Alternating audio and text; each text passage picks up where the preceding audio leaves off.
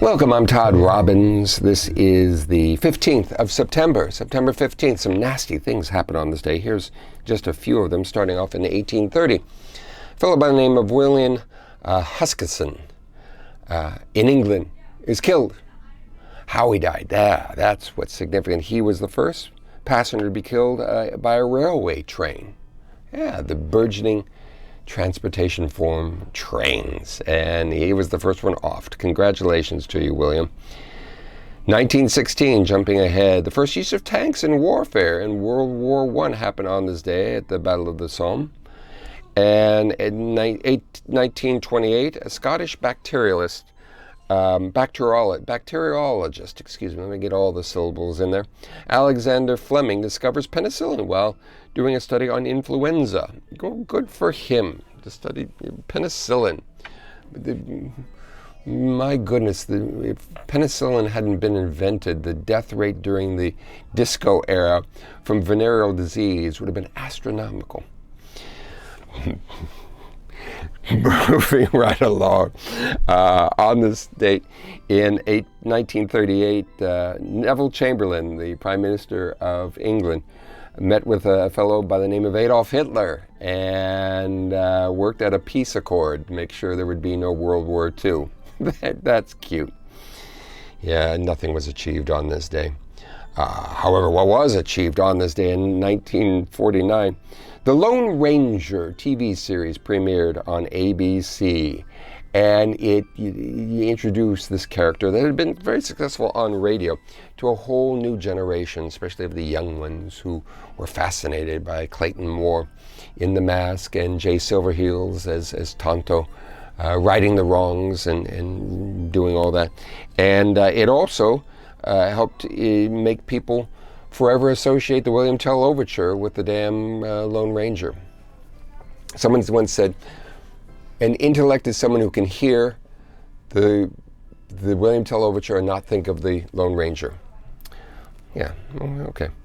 On this day in 1966, President Lyndon B. Johnson responds to a sniper attack at the University of Texas at Austin. It would have been a former Marine, I believe, who had done this. And he sent a letter to Congress saying what we need in this country are gun control laws. That's cute. 1254, the birth of Marco Polo, the great explorer who bridged the cultures of the East, the West. He brought so much, opened up the East to the West.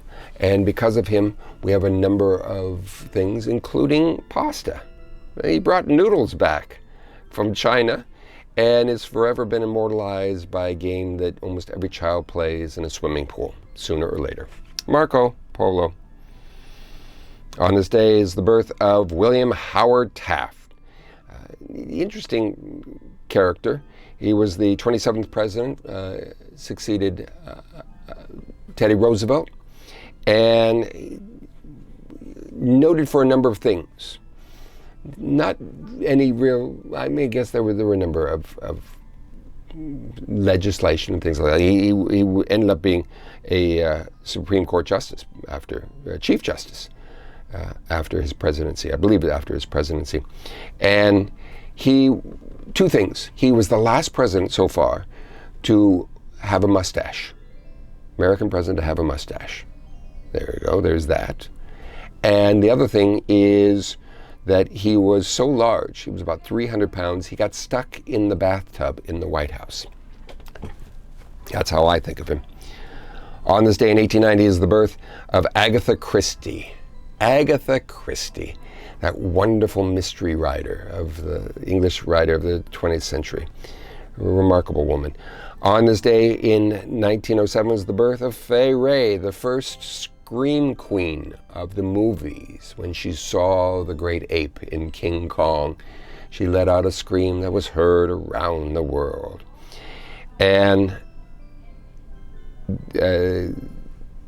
on this day, finally, is a death of a remarkable performer. His name? Jumbo. He was an elephant, originally from England, that Phineas Taylor Barnum, my hero, Phineas Taylor Barnum, bought from a zoo and brought over to the United States, whipped it up into such a frenzy that we didn't have the word jumbo in our vernacular until Barnum brought this large pachyderm over to the United States. That's the genius of branding that P.T. Barnum created.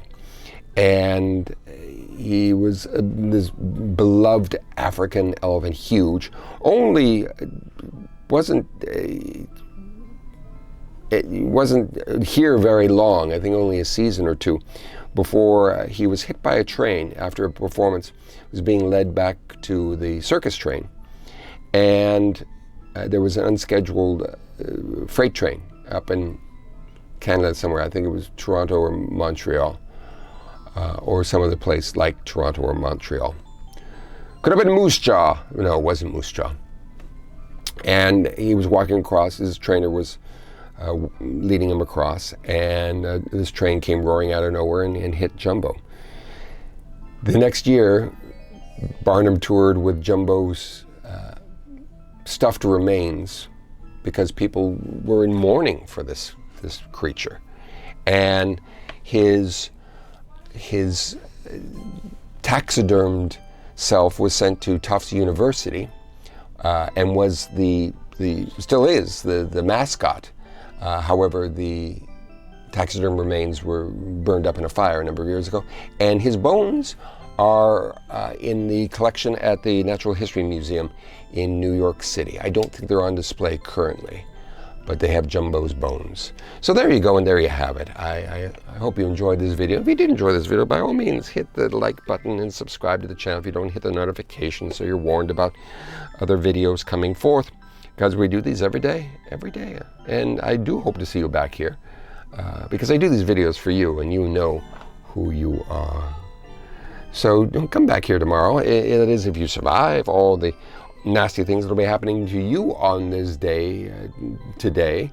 And if you do come back, great. If you do survive, if you don't, well, I'm sorry about that. It happens. But if you have the opportunity as your life is ebbing from you, and you're just, if anyone's there, look at them and give them a sly smile, maybe even a wink. And then close your eyes and drift off. Always keep them guessing. That's what I recommend. And I'm Todd Robbins. In regards to what's going to be happening to you on this day, well, good luck.